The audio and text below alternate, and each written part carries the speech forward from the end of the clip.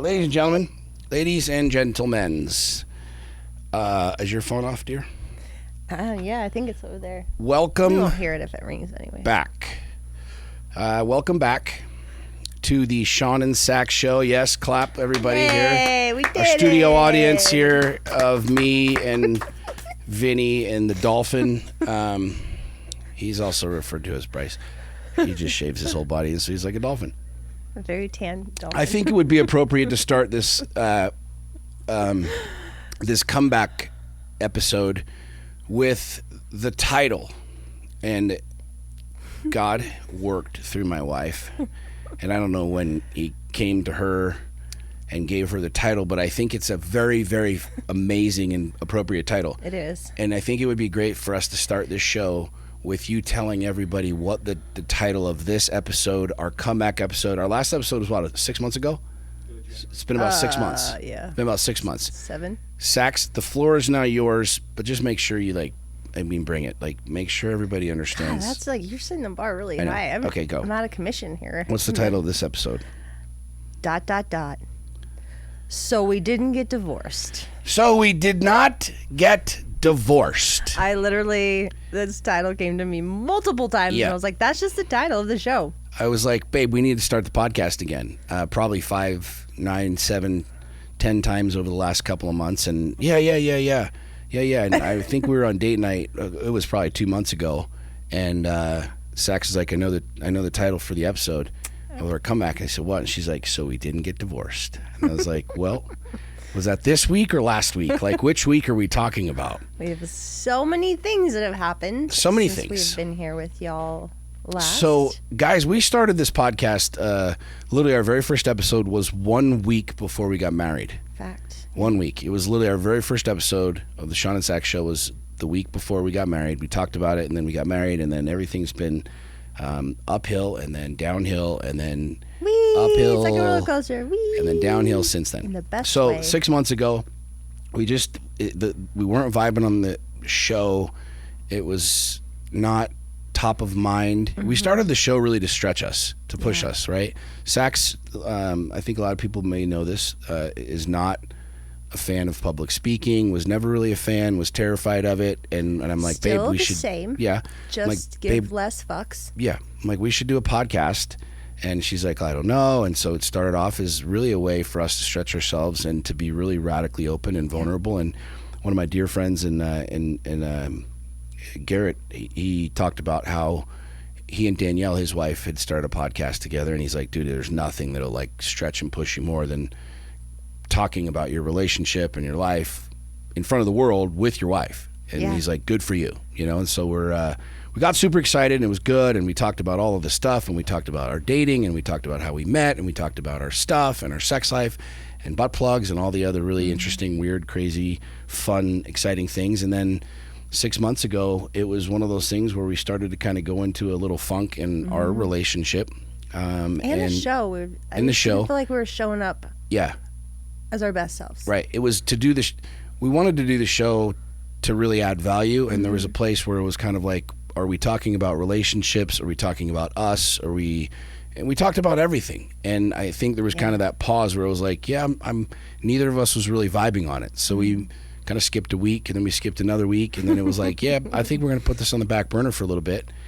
And maybe, I don't know, we could have a conversation around this. Maybe we needed to keep doing the show to keep everything on the rails, but wasn't meant to be. It wasn't meant to be. So we're back. We decided to start the show back up.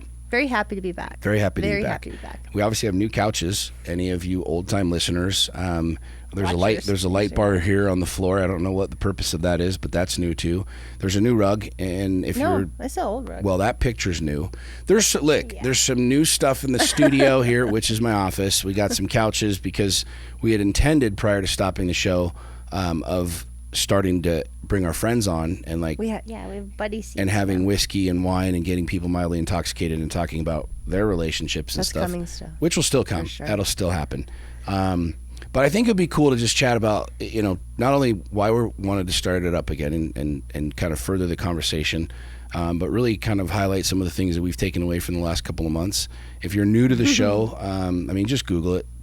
We've written about who we are and what we are. I'm not going to take the time to talk about how we got married and rehash a lot of that stuff. But we haven't even hit 18 months yet. We've been married for less than 18 months, and we're learning a lot.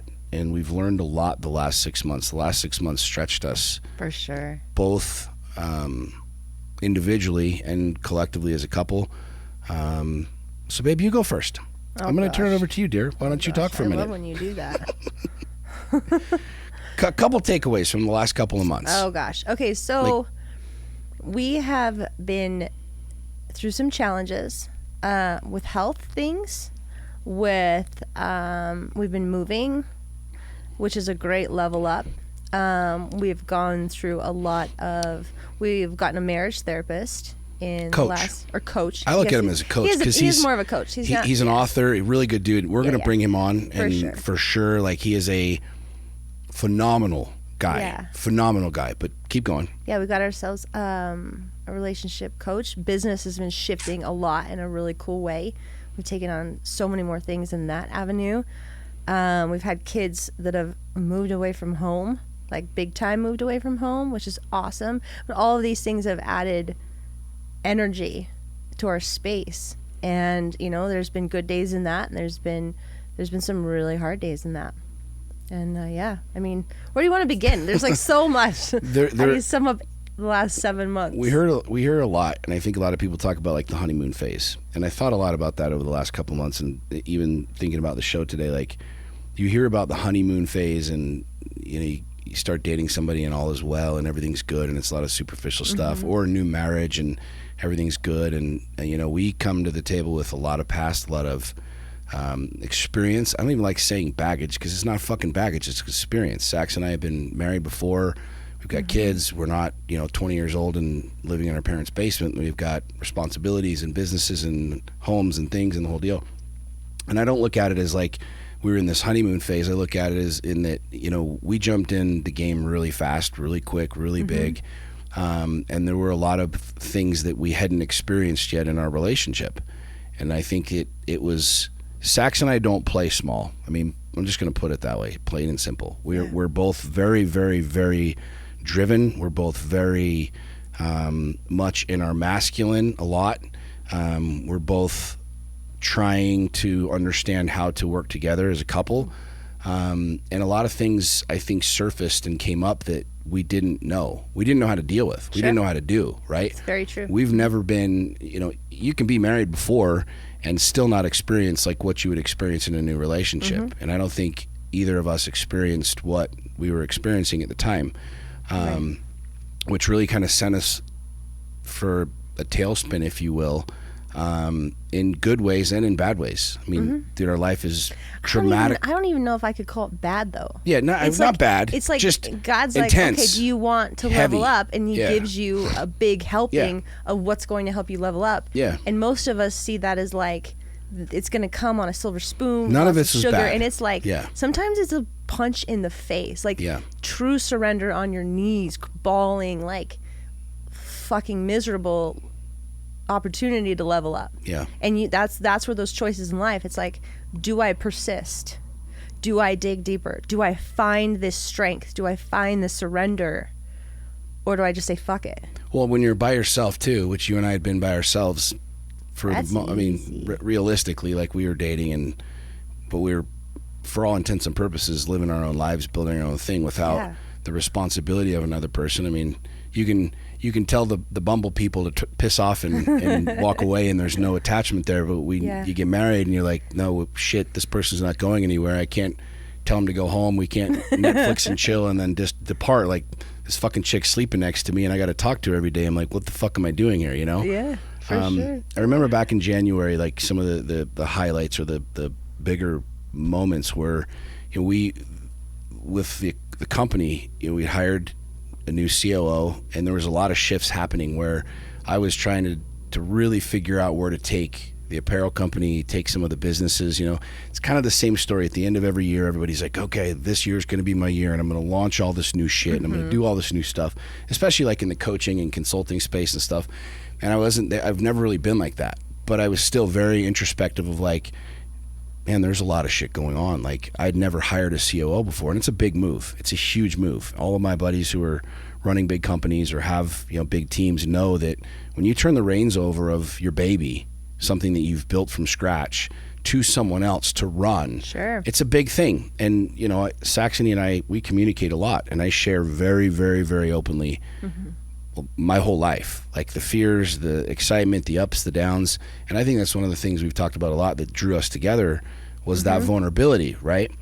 But this was an entirely new level of vulnerability. And I remember having a conversation with Sax in January. I was like, look, I don't take this the wrong way. Like, this isn't you, whatever, but I'm just in a really weird spot. Like, I'm trying to make some big decisions. Like, I'm kind of not lost, but I'm really trying to figure some things out because there's people's lives on the line here. Like, we have employees and our future and our family. Like, this is something that I've built, and it's a big thing. And when you're talking about a multi-million-dollar company going, making big decisions, we had the whole FTC thing come into the game, and the government starts screwing around with us, and there was a lot on the plate. Right. And it wasn't this freaking out, like, I don't know what to do, whatever, but it was having a conversation with Sax. And I remember that kind of being a real interesting moment for us, because that was really the first time that I came to you where I'm like, look, I'm not really fucking sure where I'm going here. Like, I'm not sure what I'm doing here.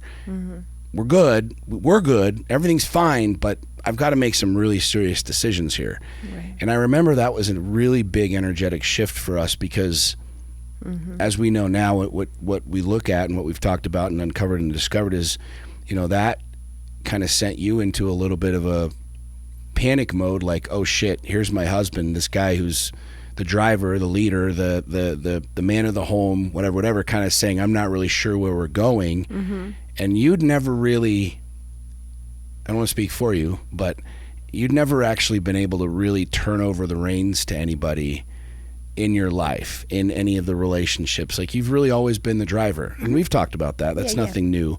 And there was a real interesting battle.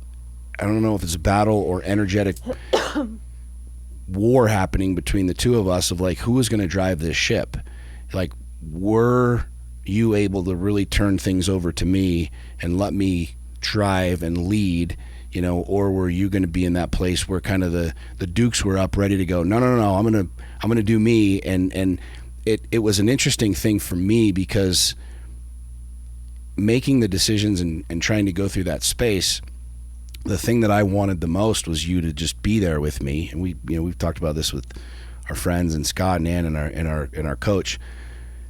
But when that came to you, that, like, hey, I'm not really sure where I'm going, I'm not really sure what we're doing, I got to make some big decisions, that caused you to kind of step back and go, wait a second, like, what's going on here? I need to kind of protect myself, right? And we talked about this the other day, is like, when Saxony has an experience that causes her to kind of get scared or triggered or whatever, you back up, run, whatever you want to call it. And for me, that detachment causes me to go into my own shit of, like, abandonment and whatever. And so that was, like, kind of the first aspect of this year that led into some really deep conversations, some deep work for both of us to understand, how do we work together in building something big, being two drivers, being two masculine, energetic people. Does that make sense? And I know, like, as I've looked back over the last year, I was talking to Matt. Matt's our coach, which, by the way, we need to plug his book and the whole thing here, Bryce, like, because that man is like, look, I say this with a lot of humility, because I've had coaches, I've had mentors, I've had people that I've worked with, and I don't want to say this to be a dick, but, like, I don't value very many people's realities. Like, in my world, like, you've got to kind of be operating at a completely different level for me to pay attention. And that guy is he is a miracle worker. I mean, he truly is a great guy. And as he's talked to me, like, kind of what was the point? Where did things start to really become bigger, and where did things start to shift between the two of us? And that's what I go back to, is that one time.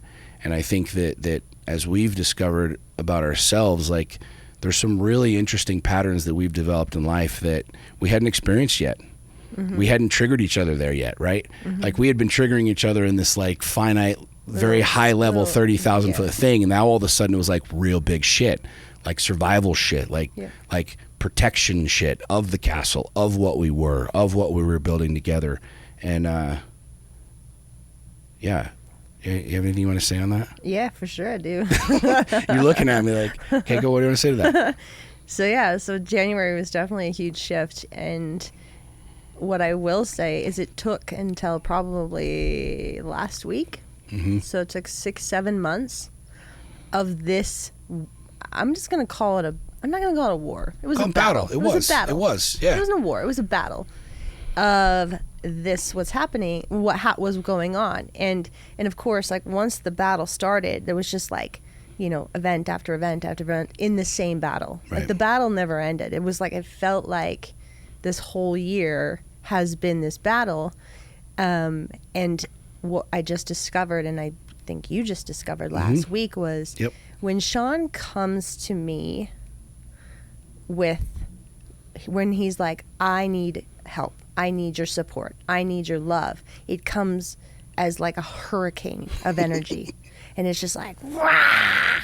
At least, and this is just how I perceive it, because I am super sensitive, especially energetically. I'm super sensitive, and it would come on to literally, it would fry my circuit boards. Like I just was like, what do I do with all of this? Because to me, it's like I'm holding the space, I'm loving, I'm nurturing, and he comes in like literally like a hurricane. And it's just like, it felt, this is all of my perception and feeling, this is not absolute truth, is I felt like it was your reality. It was just my reality. It was just like he came in and it destroyed the whole town. Right. And it was like, what?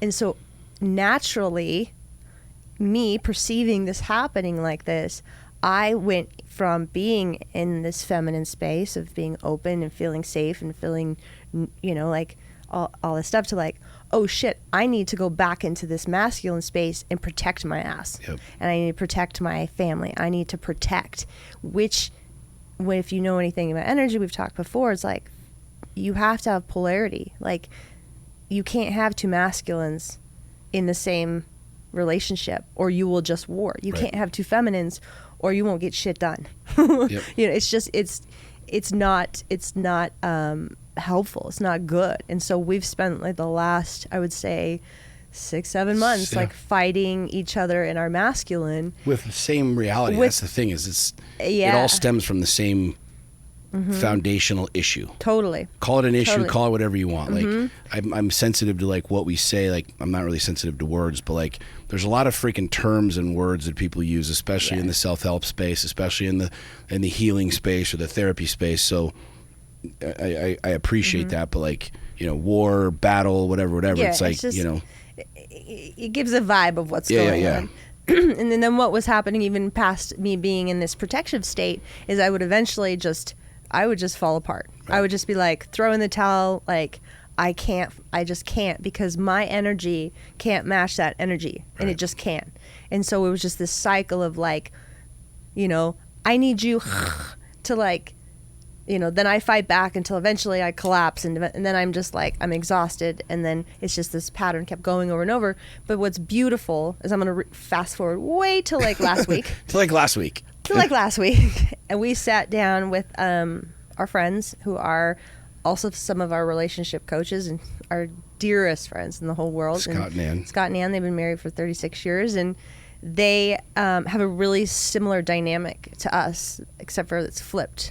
The wife Ann's more like Sean, and Scott's more like me, and he just freaking like he was listening to me, what I was saying, and listening to Sean, and it's like he literally could translate into where I could understand and hear it word, like literally, here I'm speaking Mandarin Chinese, okay, I'm a translator, here's your English. It was that one conversation that literally like boom, made everything make sense. Right. Now we're not, it's not like it's easy and perfect, but the tools we have, I all of a sudden know how to use those tools. Like I've had a toolbox. I think we all have a toolbox. We've read books. You guys have listened to podcasts, and same with us. And it's like, I didn't know how to use this shield I had. Like I thought about it. I was like, my husband is a wave, like if you've read The Brain on Love, my husband's a wave. I'm an island. we're working to become anchors. Together. And we will, and I know we will together, because this is part of the process of growing together. Is we will become more secure together, which becomes we're more anchorish. And so when his wave comes in, I was just like, I'm done. I can't. And yeah, so it's been a really beautiful process. And the best part is something Scott said to me and Sean, and he said anybody can quit. People quit all the time. It's anybody can quit. Yeah. But not everybody freaking stays. Not everybody chooses to keep growing, to the surrender, to the fuck it. Like I'm committed to this. I want this. Like, how do I reframe? How do I I want to stay in this. And it's like that, it's that resilience you build to what's happening. And to me, it's just like, I'm super grateful to have a new perspective.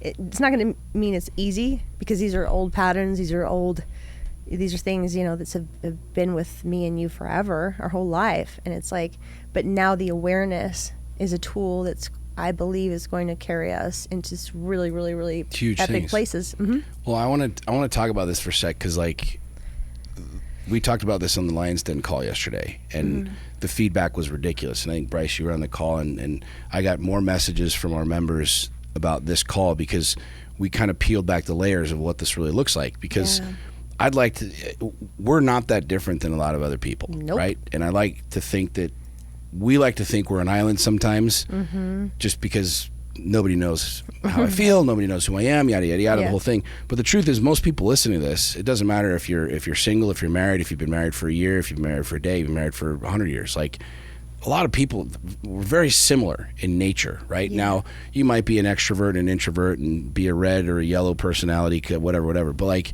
the truth of the matter is, like, I think this was huge for the call yesterday, because we really peeled back what it looks like. And when Sax talks about like that energy and that war, like, I'm running at a 10, and Sax was not running at that 10 and didn't know how to receive that. And I think what's really interesting about this, and what's dope, is you look at entrepreneurs, you look at people that are self-driven, that are out there, that are going, a lot of business owners, a lot of guys in our space that are just running, and we're just like these steamrollers, and we steamroll people, and we just, not in a negative way or a bad way where we don't listen, we don't care. But my personality is like, when I'm excited, like it might not even be about bad shit. It's like, dude, this is happening and that's happening, and you're never gonna believe this, and and I'll come home and I'm like, this deal's doing it, and the kids, and what about this, and it's just like this 10, this energy, right?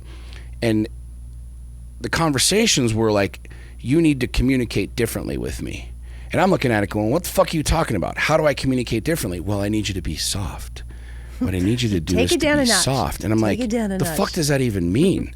I'm like, okay, cool. Well, I'll whisper. It's like, well, then, what the fuck? Yeah, then I would whisper with the same energy. And I'd be like, listen, here's the deal. The things but it was the same energy. And so I'm like, I would get the same result. And I'm like, well, what the fuck do you want? Like, whether I whisper it, whether I'm at a 10, whether I'm yelling from the Lambo, whether I'm in my fucking underwear running around the house, it doesn't matter. I'm getting the same result. And it's interesting, because one of the things that Scott said to us that I thought was brilliant, and I think you would agree, is he's like, you have to understand, he's talking to you. He's like, Saxony, he's communicating with you. Like, you might not understand it.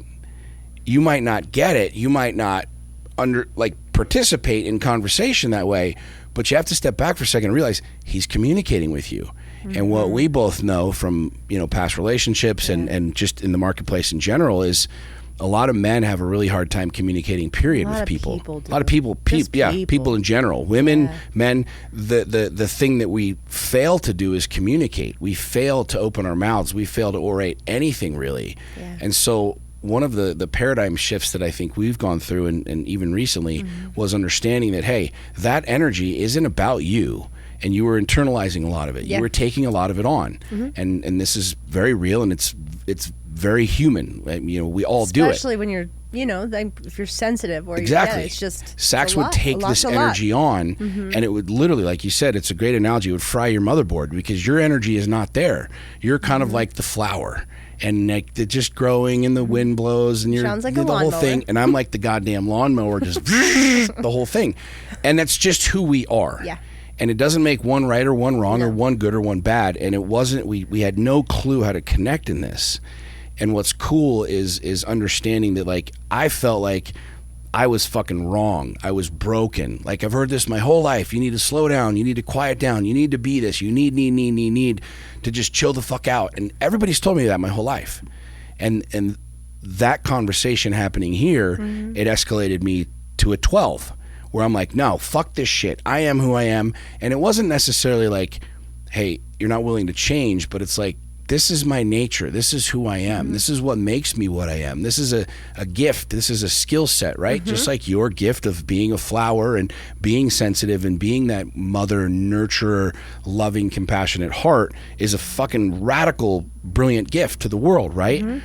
And that thought process for me would just escalate. And it would push me further into this combative mode of trying to figure out how to get you to participate with me, to just fucking listen to me. And dude, I tried everything. I saw people and read books and watched podcasts and would call friends and call people and see people. And I'm like, hey man, I'm trying to figure this out. What do I do? I'm trying to figure out how to communicate with my wife. And she's telling me I need to quiet down and I need to slow down and I need to be all these things. And I'm trying, but even when I do that, it's not working, right? And it would just continue to fry your motherboard to the point where you really, like, we almost just shut down. Yeah, I mean, we almost got divorced. We got to a point where we were like, we don't know how to do this. Yeah, we were like we literally both were like, are we even capable of being together? For sure. Like, it was a very real thought. And it was a conversation that was had, and it wasn't like there was no infidelity, there was no this, there was none of that. It was just, we have no fucking clue how to come together.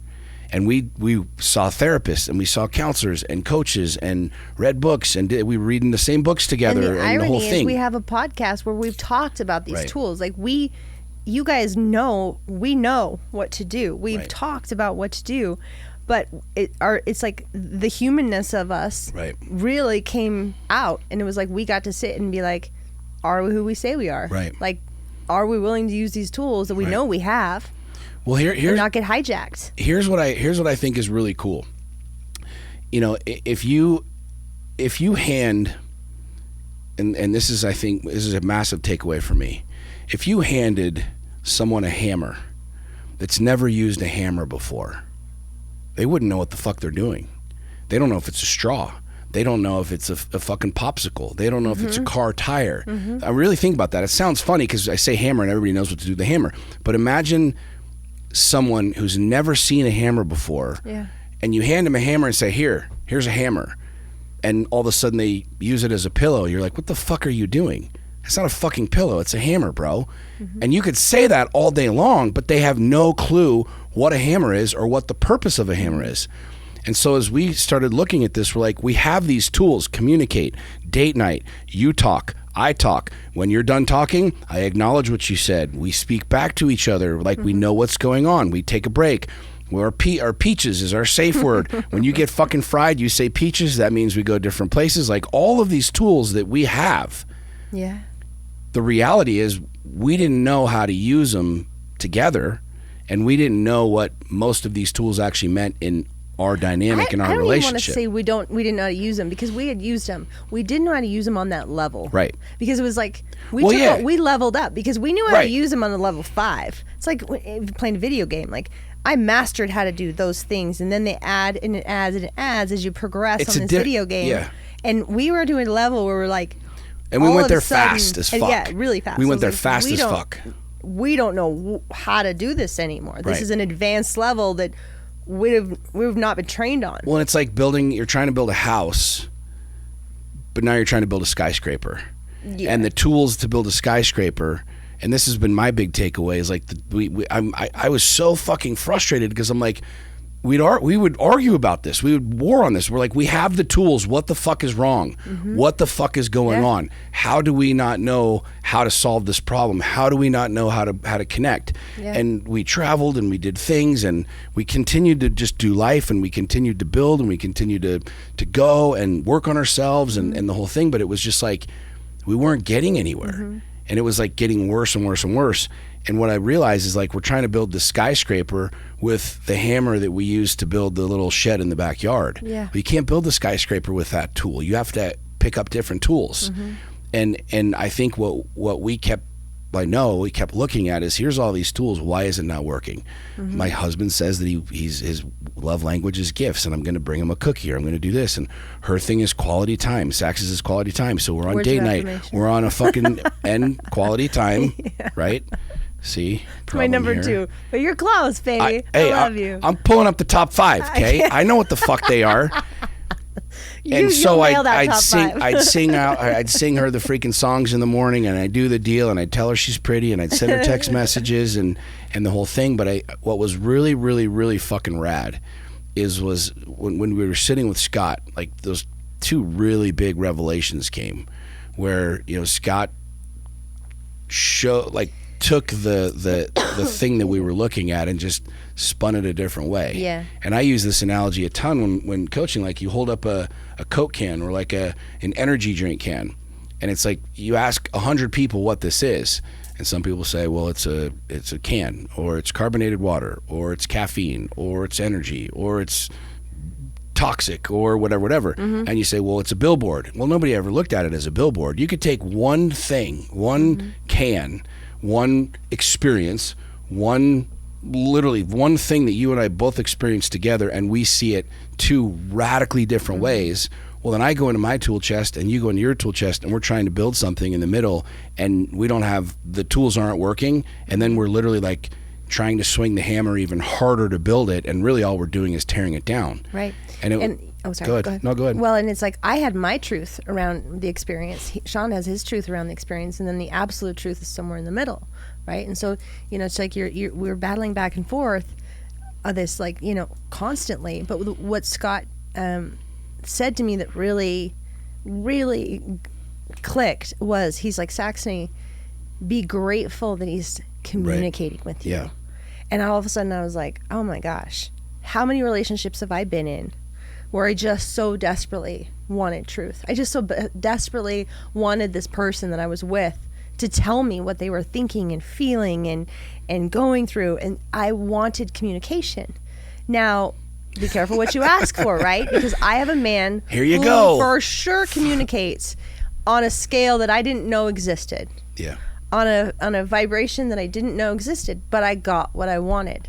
And when he said that, he's like, he's communicating, even if it's coming out as fire, right, and like intensity, and it's on a rant of 10 minutes long or whatever the length is, where it's a lot. Like, that's communication. Yeah. He's doing that, and I was like, I remember him saying that. I was like, oh, yeah, I can be grateful for that. I can be grateful. Now, it changes. It's like, it will still be a lot for me in the future. I know that.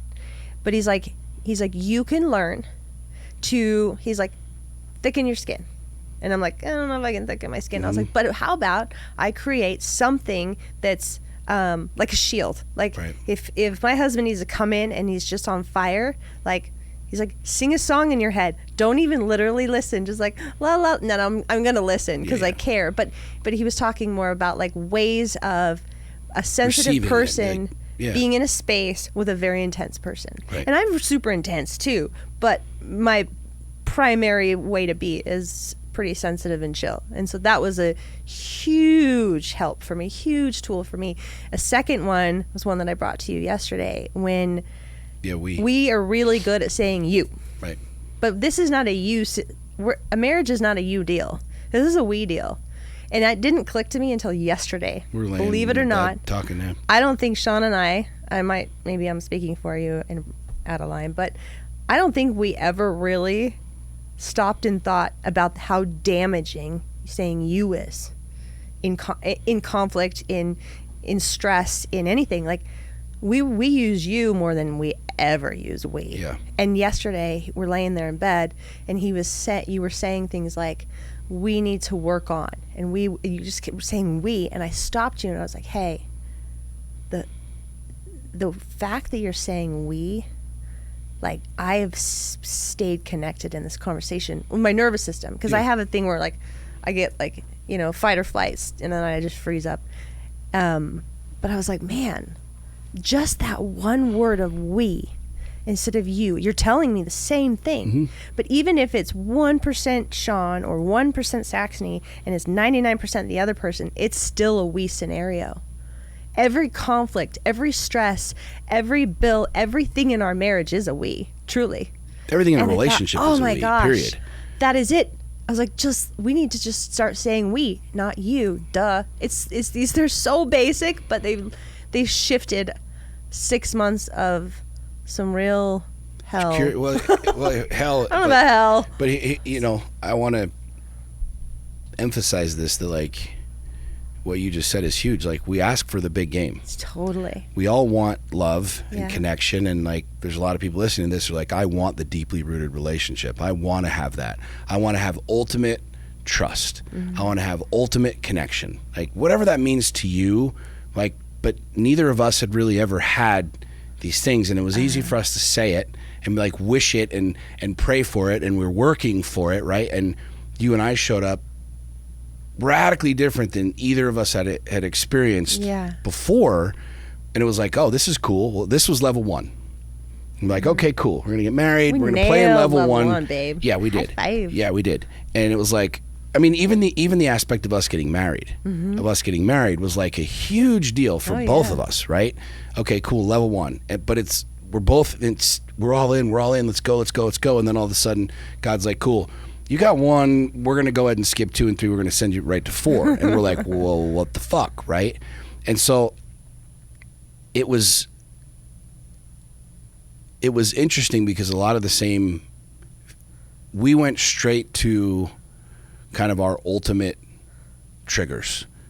Yeah. Again, using these words, our ultimate fear, our ultimate past, our ultimate whatever, and we had talked through so much stuff to where we're like, man, I just know everything about her. And she knows everything about me. And you would say, I see you. And I'm like, I see you. Mm-hmm. We were seeing literally level 1. Mm-hmm. And then all of a sudden this door opened and it was like, what in the literal fuck is this? Yeah. Right? And it was really, really, really intense shit. Yeah. But what's dope about it is it's like, I truly believe that us having to go through, we had to go through it. Yeah. We had to experience it, not even go through it. I don't even know what the fuck we went through. We had to experience it. Yeah. We literally both ended up talking to divorce lawyers. We're like, what the fuck, man? Like, I don't know what to do here. I paid a retainer. I was committed. We were like in this place where it was like, all right, cool. I guess this isn't going to work. And it wasn't quitting and it wasn't this. It was just like, I'm not happy. You're not happy. We're seeing everybody. We feel like we have the tools. We both felt like total failures and frauds. And we're like, I was like, I'm a good dude. And you're like, I'm a bad bitch. Like, we're both great people. We just aren't going to work this thing out. Yeah. And I think it took going to that place to really like step back and go, okay, what does this really mean? Like, because at the end of the day, both of us knew, and I think this is one thing that we both shared the entire time is, what are we going to go do? Yeah. And that's something that I thought about a ton because I'm like, okay, I'd played the other game before. I'd played the small game. Yeah. And what kept coming back into my mind was like, what's behind this? Like, what will it take for either us to like push through to that next level and understand it and actually grab the tools that we need for this level to build something? What will that take? Or do we cut everything off and go back to level 1? Because we both knew that's exactly what it would be. We'd be going back to level 1 with a new reality, a new person, a new thing. And I think deep down, both of us were like, we both know that that's not what either of us wants. But fuck, man, like, how do we get the tools? How do we start playing in this new level? Yeah. And I have said this for years. And I will continue to say this, like, the very best people in the game, whatever game that is, have coaches, have mentors, have advisors, have counselors. Mm-hmm. And I don't give a shit who it is. You talk about the best baseball player, the best basketball player, the best football player, the best musician, the best singer, the best business people. Mm-hmm. They have a team of people. And what Sax and I were experiencing was this new level where you just imagine, like, Tiger Woods goes into a slump and we were in this slump, and instead of like stepping back and figuring this out, we were just trying to swing the club harder and harder and harder and harder and harder. And it wasn't about the club. It was just all about like, how do I swing it differently? And that one conversation after 7 months, and you know, we could talk about time, and we've talked about this before. It's all relative. We would argue about that. We're like, we've been married for a fucking year. Like, what are we doing? Like, yeah, we're in the shit, but like, we're going to quit after a year? That's fucking dumb. Like, why would we quit after a year? Like, we're just getting started. Yeah. And I kept trying to bash that into your head. Like, babe, we're just starting this. Like, this is normal. Well, some of this is not normal because it's really fucking wild. But I'm like, we're just getting started. I kept coming back to that, and I realized that like, we had to have the experience that we did to get to that moment, and to have the confidence in it, and to keep fucking fighting, and to keep going. Because there was a lot of aspects of humility. Like, there was a part where, to ultimately what I'm saying is to get to that one conversation where all of a sudden we weren't ready for that conversation. And when that conversation came, it was like, son of a bitch, there it is. And I think that's what we, even before any of this, we got married, we both know that like, you're going to have to go through really hard shit to achieve greatness. Yeah. You have to go through really hard shit to achieve greatness. And we ask for hard shit. We like hard shit. We have quotes and memes about hard shit. But the truth of the matter is, when that hard shit shows up, 90% of the time we're like, whoa. I'm down for hard shit, but not that hard shit. I want something different, you know? One of the other like huge epiphanies that I had, and I think this is probably geared more towards the men right now, and something that I think has been very, very, very pivotal for me, and this is geared more towards men that have been divorced or are newly remarried or are dating. This was a huge takeaway that I had, is in the midst of all of this, in the midst of the war, the chaos, whatever you want to call it, we had talked about, one of the points of contention that we had was our honeymoon. We got married literally balls deep in the middle of COVID. We travel all the time. We have a place in Cabo. We go all over the place. We've been to Hawaii, right? But Sax had wanted to go on this honeymoon, and I wanted to go on a honeymoon, but where we wanted to go literally like was shut down. You couldn't go there. And in all of this chaos and all of this mess and stuff, there was this underlying thing of like, we still haven't been on a honeymoon, right? And I'm like, well, you're complaining about not being on a honeymoon or in fucking Cabo. Like, what's the problem here, right? Where were we when we were in the Virgin Islands? That was when we went down to see Brandon. We're in the Virgin Islands on the literally looking out over the Virgin Islands in this fucking stone castle that is paradise.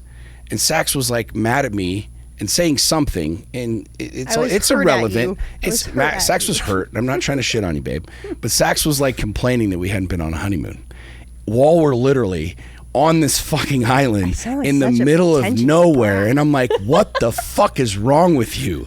Like, what are you doing here? Are you trying to break me? Like, are you just like a presumptuous bitch or what? Like, what are you doing?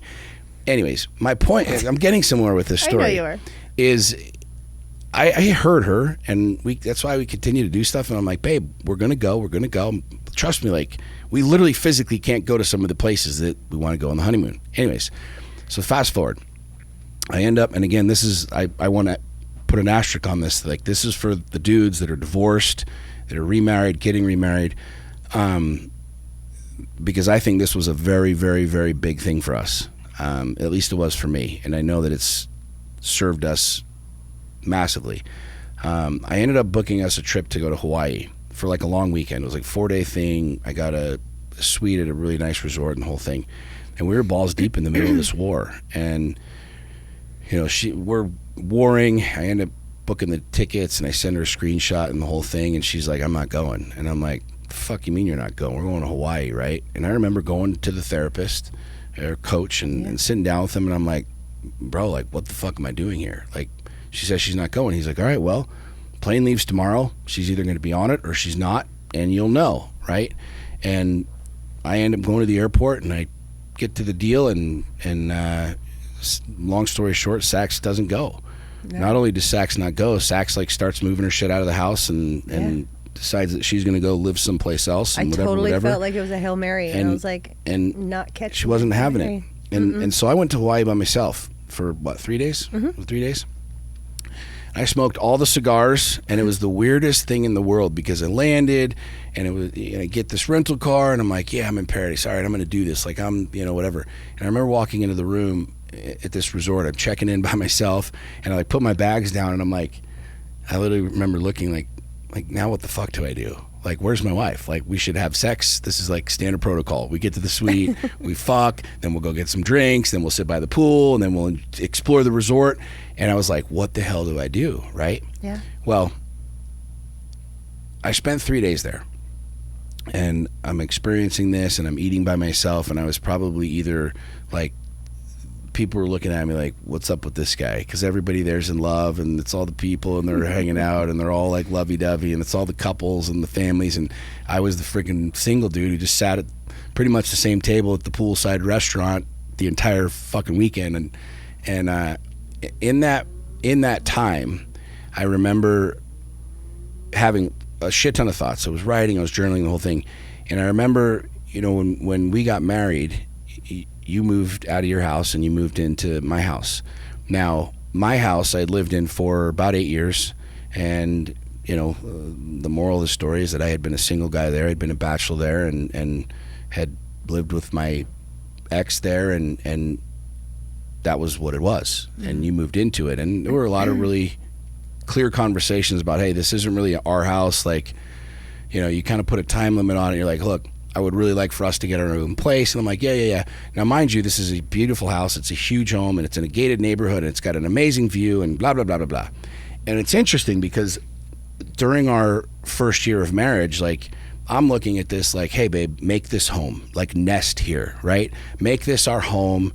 And there was so much pushback there energetically for you to do that. And then that you not doing that caused me I think I did it to the capacity that I could. Because Right. it just Right. was so full of old things and old energy that it just... Well, and there's a reason that I'm saying this. And this isn't, I'm just kind of setting the table for all the divorce guys, because they understand what I'm talking about, right?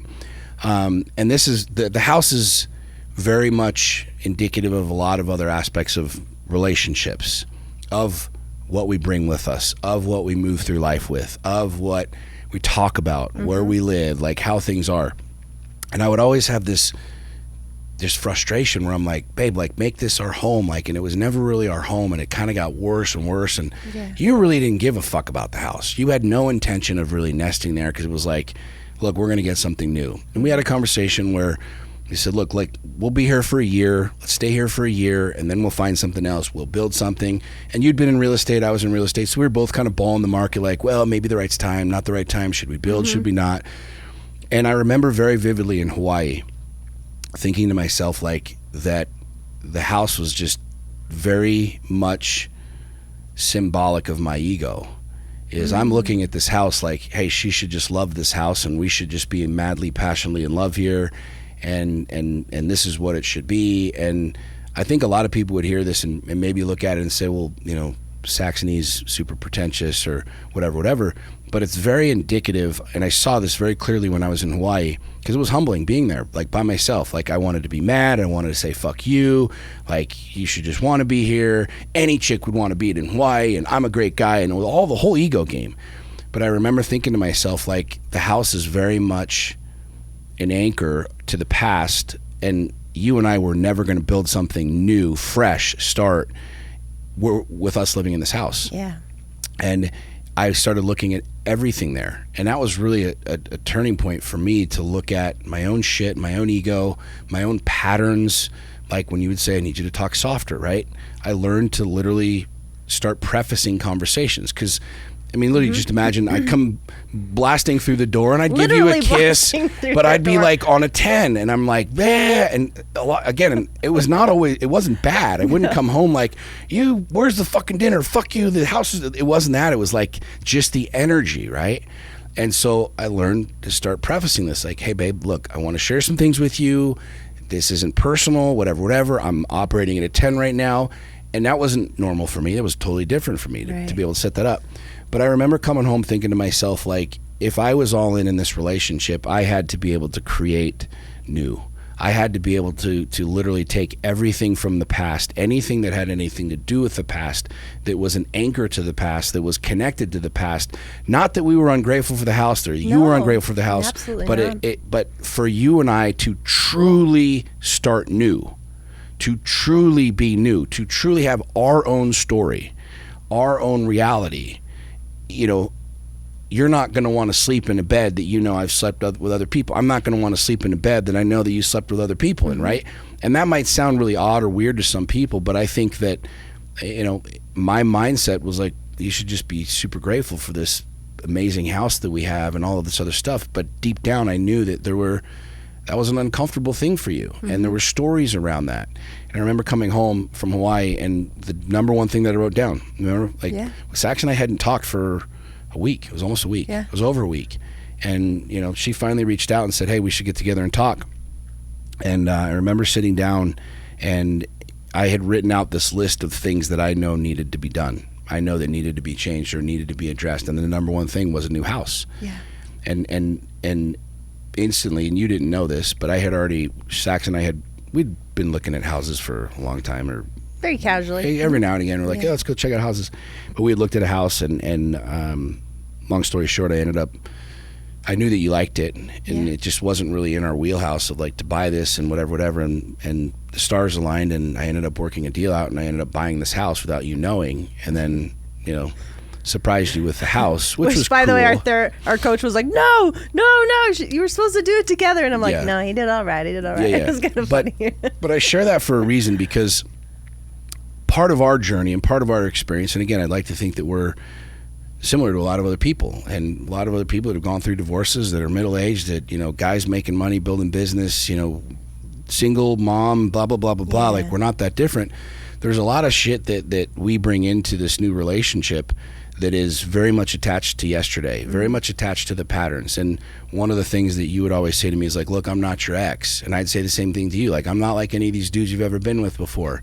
And I know that there's, especially for the people that have been divorced and remarried or are trying to get remarried, this is a huge lesson for you to understand. Like, when you're living in yesterday, or your mindset or ego or pride is hearing something that you're saying and instantly attaching that to the past, that's a problem. Right. And in order for you and I to truly build something new, like, we have to build something new. We have to be in a new reality. We have to have new mindsets, new tools, new everything. And the house for me was very indicative of pretty much everything that I had brought into the relationship from the past. My own fears, my own resentment, my own this, my own that. Like, you would say things that my ex would say, and I'm like, see, it's the same thing. It's the same thing, right? You're the same thing, and we're going to go down the same path. And let me tell you where it's going to end up, breaking the 4 agreements, right? Right. And vice versa, the same thing. So I share that with a lot of love and empathy, because it's really fucking hard. It's really hard. And what I realized is that it was actually harder for me to stay in hanging on to some of these things, like the house. It was just a house. Like, we could have fucking gone and gotten an apartment. We could have literally turned, and you would have been anything. Like, God bless America, praise Jesus. It's fresh and it's new and it's ours, right? Sure. And I pray that, like, the guys who are going through this and are where I was understand what I'm saying, and that if you're going to build something new with a woman, if you're going to take on a new relationship, take on a new marriage, like, everything must be new. Yeah. You must literally radically alter the course of your life, of what you're doing, because if you want to build something with this person, you have to disconnect from everything from the past. Well, and a lot of it's symbolic. Yeah. Like, the honeymoon is symbolic to me. Like, of course we go on trips. Like, I love the trips, but the trips are not dedicated to our love and our union and our commitment of being married together. Right. That's why a honeymoon is symbolic. And I am that type of person, and a lot of women are very sensitive to what the intention of something. It's like the intention of going on a vacation for you and I to celebrate being married. You know, like, that's why the honeymoon matters. Of course, I've been to the Virgin Islands, but we went there for a purpose that was outside of our union. You know, and it was these, I was even like, we could go on a honeymoon to Moab. We could go on a honeymoon to I just want to have the experience of that symbolic moment. And the house is the same thing. It didn't have to be something elaborate or bougie. It could have been, we bought a townhouse that was ours, you know, so it's symbolic. And those things are like, when you have a really heartfelt person, the things that are, you know, symbolize love and union and commitment and change and growth and newness, and those things really matter, whatever that looks like, whatever those commitments are, whatever, you know, you guys have agreed upon or communicated with. That's what matters, is that. Following through on that. And I didn't see that. And that was one of the things that I took away from not just the house, but, you know, I heard you. I hear these things. Guys, listen to what I'm saying, because we hear a lot of things, but are we really listening? Because in my mind, I was like, okay, cool, we got a year. You agreed to a year, but that whole time frame, even though, and we would go at it about this. I'd be like, look, you said a year, we're 6 months in, we got plenty of fucking time, but really it was just the energy was so off. And we could have bought a house at any point in time. It was just that I put that down on my priority list, realizing that that was high on your priority list. And we weren't connected in that reality.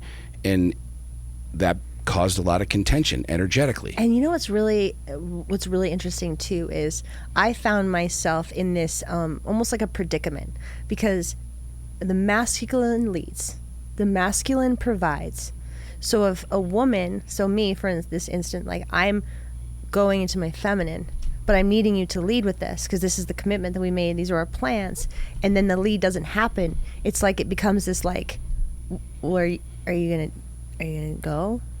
Do I need to go? Like so I found myself like all the time, instead of being like, when you took action, you're like, we're doing this, and it happened. Then it's like, oh, you lead, I'll follow. It's feminine, masculine, that whole cycle. And I found it becomes tricky. So men, it's like, if you commit to something and you want to have a very feminine woman, like you have to follow through on these commitments to lead and to provide that you have set forth. Now, it doesn't mean like you have to do all this all the time, but if you have stated in your relationship that this is what we're doing, you must follow through. You must follow through, or she won't trust you. Well, and or she'll feel like she needs to then step in and lead. And it's not that, like, we had made the agreement, and I hadn't broken an agreement. No, I hadn't not followed through on the house or something definitely new or not. anything I'm not along saying those that. lines. No, I know, but what I'm getting at is like, it's understanding that this is real and this is right in front of us. And to me, it wasn't a big deal, right? To you, it was. And I couldn't make sense of it. And that's what when I'm in Hawaii, I'm looking at it going, what the fuck, dude? Like, we live the dopest life. We have the dopest shit. Why is she not fucking happy? Why are we worrying about this? Why is this a thing? And I heard what you said, but I didn't really hear what was behind it. And that's my point, is like, as you're starting a new relationship, especially after you've been divorced or whatever, yeah, I hear you. But I'm learning that hearing what you're saying and then me applying what I think it means is very dangerous. Very dangerous. And vice versa. Both right, ways. Exactly. Very dangerous. And this is where I truly believe that having, I mean, we reference Scott because he's a dear friend, but he became a translator. And that doesn't mean that you're wrong, I'm wrong, you're bad, I'm weak, whatever. It literally means like we're looking again at the same thing, and I see it, I'm looking at a can of Coke, I see a billboard, you see carbonated water. We're looking at the same fucking thing, we just haven't been able to get on the same page with it and understand it. And so having people in your life that can help you see and hear, I said that yesterday on the Lions Den call, like having a different set of eyes to help you see and a different set of ears to help you hear, I think is really fucking powerful, man. And it doesn't make us weak. It doesn't make us wrong. And guys especially, like, if you're with a woman, you want to be with this woman, right? If you don't want to be with this woman, then just fucking acknowledge and bounce, right? Like, let's call it what it really is. Sure. But if you truly want to be with your woman, like we as men should be willing and capable and very much attentive to do anything to progress and further the relationship, to understand each other better. And we're hard of hearing sometimes. Women, trust me, you guys fucking, you don't hear a whole lot of shit a whole lot of times. You know what I mean? But speaking for men, like, bringing people into your space to just help you understand what the fuck she's saying is huge. And it doesn't mean you're wrong. It doesn't make you weak. It doesn't make you anything, because that, again, that one conversation with Scott, you finally understood what I was saying. And remember what happened? What Scott was saying the whole time, I'm like, yep. It's like I was in like a fucking Bible class. I'm like, preach, amen, amen. I'm like looking at Sax. I'm like, Sax, are you hearing what the fuck he's saying? And then Scott looks over. He's like, shut up, stop talking, Sean. I'm like, yeah, but everything you're saying is what I've been saying. This is what I need you to hear. And then you heard, and then it landed, right? Yeah. And so congrats on the new house, babe. Yeah, thank you. I love it so very much. So it's so nested. I was just thinking about, like, over the course of our relationship, like I have pushed you into territories that you haven't necessarily wanted to go. Hadn't been in. Or, well, it's just, it's like I challenge you to, and any good queen will. This is what the feminine does. We're really good at challenging so that you grow better. It's just in our nature. I don't think we know how to do otherwise. It's like the way of the superior man. They reference it multiple times in there about, it's like a woman who truly loves you will push you and we'll just keep, like, we'll keep pushing you. If we're not pushing you to become better or to do more or to step into new territory or go conquer new lands or go whatever it is, then what are we doing? Like, we take care of home, we love and we nurture, but it's like we want you to level up, and when we believe in you, we will push you. That's not in a negative way, not in a tormented way, not in a pretentious way, or any gluttony, but it's like, I believe in you. I want you to go push harder in your companies. I want you to push harder and get out of. I knew that house was comfortable for you. You'd lived there for 8 years. You were so comfortable. It's like it was. The neighbors were dicks, though. Yeah, other than the neighbors, could but like not stand the neighbors. You were so comfortable. It was time to leave anyways. And I didn't want my husband to be comfortable. I wanted him to be great. Yeah. And there's just these little ways, and most of the time they're not even really conscious. It's not like I'm going to do this because I'm going to challenge him. It's like I just energetically am like, no, the time has come. Let's go. Let's go. Let's go. And it's like I promised you that the other day. I was like, I promise you I will continue to always push you into uncomfortable places because I believe in you. Not because I want you to fail. Not because I want you to take high risks and lose. Like, I believe in you. And any good woman who loves and believes in her husband will push him. Amen. There you go. Aho. Aho. The other side to that coin, which is the same coin, is I told you, I expect that you'll do whatever necessary to roll with me. Yeah. To be with me. To keep up. Whatever that means, to be by my side, to hold down the fort. Like we reference this a lot and talk about this a lot, but like the scene in 300, when Leonidas is getting ready to go out to battle, he's not like, okay, babe, look, you need to lock the doors at night. Here's how you water the garden. Here's what you need to do. She's like, and she's not looking at him going, well, fuck, how am I going to pay the bills? What are we going to do? Like that scene is very, very powerful. Like he's literally going to war, and there's like 50-50 chance he doesn't come back. And she literally looks at him and she's like, come back holding your shield or on it. And there's no squabbling about the dumb little shit or whatever. He fully knows, like, yo, I'm going to war. Take over. Yeah. And she believes in his ability to go to that war. Right. And he knew that she would do everything necessary to rise to the occasion to lead. Absolutely. And it's a dance, man. It's a dance, and you have two people that have huge drive and egos and pride and past and experience. Like it will push you to see and to face things that we read about, we talk about, but when we experience, they're like, what the hell is this? Where did this come from? I don't like this at all. But then when you really, really, really sit in it, and it again, we're not going to do small things, which means when we go into the war, it's going to be a fucking nuclear holocaust. When we're enjoying the beach, it's going to be the greatest day at the beach ever. I'm just going to thank all of our friends for loving us through that battle that you get to hang out with us. Yeah. But it's true, man. It's true. Like, look, we never in any episode that we ever did, and any post we've ever done, said we have every fucking answer. We don't. No. We're talking about our life as we're living it, while we're going through it, while we're experiencing it. We've learned some things that help. Are learning a lot more things that help. Yeah. We're discovering things about ourselves, and we're just choosing to be open about it and be vulnerable about it and be honest about it. And I think that's what makes, deep down, like both of us, like real badasses. But at the same time, it's fucking scary. It's terrifying. Yeah. Like this 6 months was like, I was going mad because I'm like, how the fuck do I have all of these tools and know all of these things, and having read all of these books and met with all these mentors and done the ayahuasca and been with the shamans and and I can't fucking connect with this chick. Like, what the fuck is going on? How is this possible? You know? And it was maddening. But I think that I know that we had to go into that place of true madness to really understand the true madness.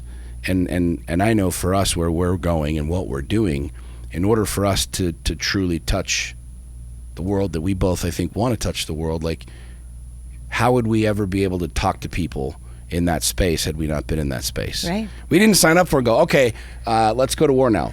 Divorce lawyers, we weren't like waking up going, all right, you ready? Like, let's go fucking try and kill each other kind of a thing. But the reality is, like, we wouldn't know. I mean, one of my favorite quotes, you are who you are today because of the choices and decisions that you made yesterday. Yeah. And I firmly believe that, like, the war, if we want to just label it the war or whatever, it refined us. It refined us in ways that we would have never been able to get through a book, never been able to truly understand unless we did it, unless we went through it. And I am willing to bet that there's going to be plenty more wars. Oh, for I don't know what they'll look like. I don't know what they'll be like, but I know that, when you want greatness, when you want more, it takes really fucking hard work to get there. And it's not always going to be smiles and sunshines and kittens and skittles. Like, it might look like fucking death. It might look like absolute torment. It might look like heartbreak. It might look like the end of the fucking world where there is no light.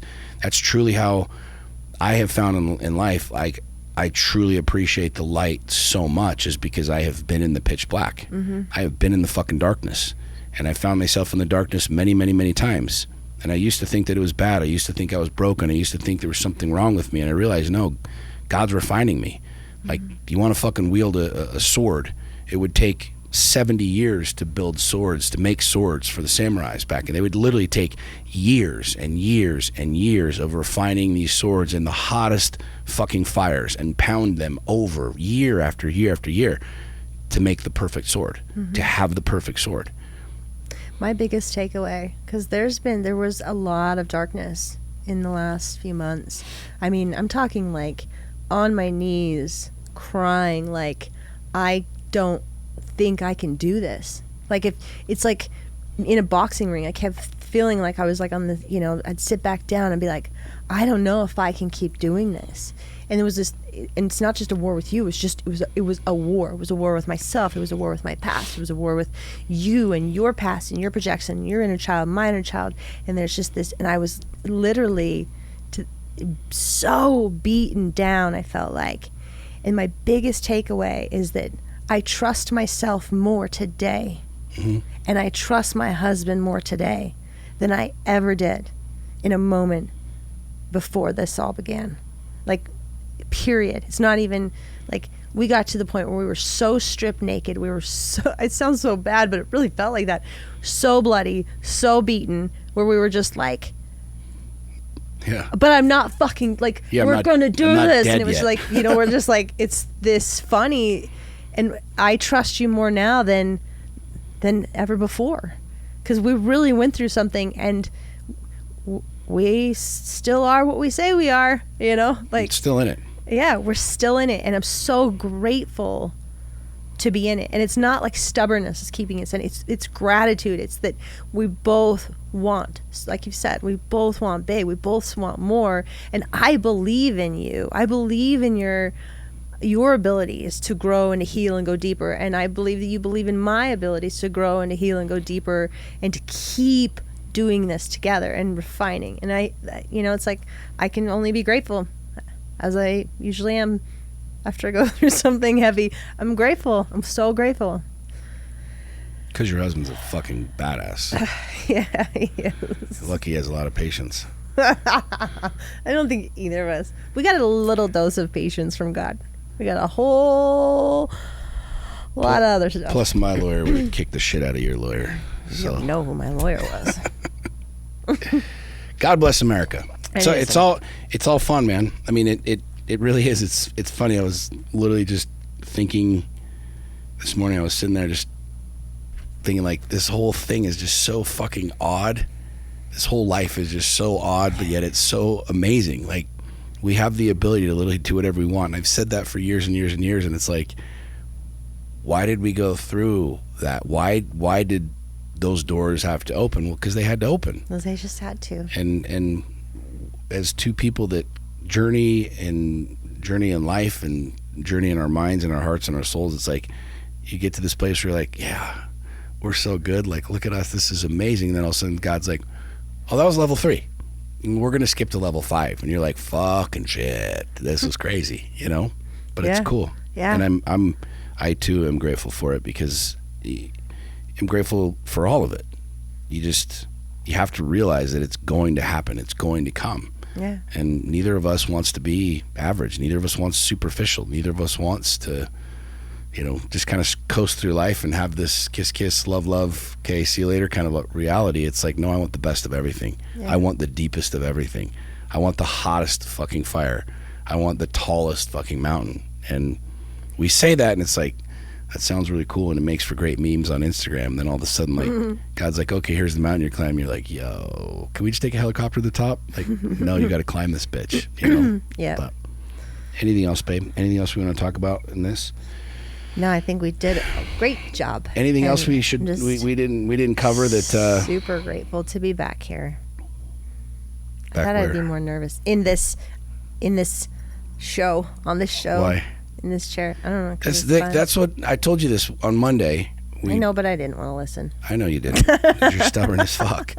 I'm like, babe, we're not talking about relationships. And we are fucked. No, on Monday I told Sax, I'm like, hey babe, Thursday we're doing the show. And she's like, well, I have an appointment in the morning. And I'm like, oh, great, well, we'll do the show after. She's like, well, I'm getting, what did you say? Vampire facial. She's getting a vampire facial, which I guess she's like, my face is going to be all bloody and whatever. I was like, I don't give a fuck. We're doing it Thursday. We're moving our relationship forward. This is a step. We're getting back on the horse. We're going to talk. She's like, no. And she's like, well, I don't think we've healed. I think that we need to talk about this. I don't think we should be talking about relationships. I'm like, babe, it's the Sean and Sax show. It's not relationships 101. Right. We're not Dr. Phil. She's like, well, we're not going to do it. Mm-hmm. And I'm like fucking hell we are. But then we met with Scott and Ann. Yeah. And that shifted a lot. You just swallowed some pride. It's good. I'm proud of you, babe. Good job. Well, all you have to say is your husband was right, and it was good for us. You won that one. Yep. Chocolate. You heard that. It's on. We're recording, right? Are we recording? We have this on film. You won that one. I would like to highlight that on my Instagram page. We're going to create a boomerang. Boomerang. You won that one. You won that one, Sean. Okay, babe. Great job. Yes, great job. Love you lots. Guys, thanks so much for tuning in. Again, we will be back. We're back on the horse. We will be doing this, and all the time. And we're going to start having people on. Yes. That's going to be really fun. Yep, it is. I think we should have Scott and Ann on. We should. We will. For sure. Their own podcast. For sure. They're a brilliant podcast. They're a hoot. They're a hoot. For sure. All right, guys. Thanks for tuning in. We appreciate you. We love you. If this resonated with you, if it landed with you, if you think there's somebody that needs to hear this, shoot it their way. And if you would do us a solid and leave us a comment. Tell us what you thought. Tell us your biggest takeaway. What touched you, what pissed you off, what irked you, whatever it is. Feel free to leave us a comment on YouTube or Facebook or Instagram or wherever the hell you're listening to this. All of the platforms, wherever you are. All right, thanks guys. Love you. Bye. Love you. Bye.